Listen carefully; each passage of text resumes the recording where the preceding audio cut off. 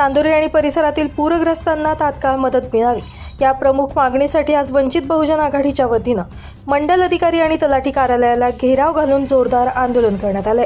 वंचित बहुजन आघाडी नाशिक जिल्हाध्यक्ष माननीय चेतनदादा गांगुर्डे आणि निफाड तालुकाध्यक्ष सचिन भाऊ हिरे यांच्या नेतृत्वाखाली हे आंदोलन करण्यात आलं।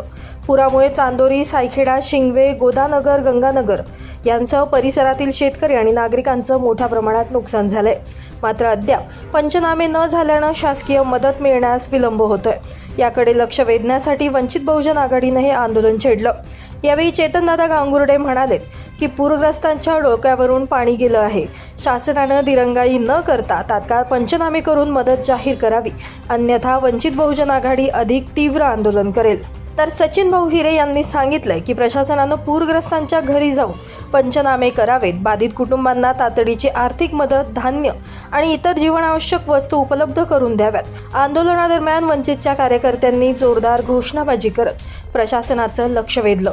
शेवटी संबंधित अधिकाऱ्यांनी लवकरात लवकर पंचनामे करून अहवाल वरिष्ठांकडे पाठवण्याचं लेखी आश्वासन दिल्यानंतर हे आंदोलन मागे घेण्यात आलंय। या आंदोलनामध्ये मोठ्या संख्येनं पूरग्रस्त नागरिक, वंचित बहुजन आघाडीचे पदाधिकारी आणि कार्यकर्ते सहभागी झाले होते। नाशिक माझा न्यूजसाठी प्रतिनिधी राहुल उनवणे, नाशिक।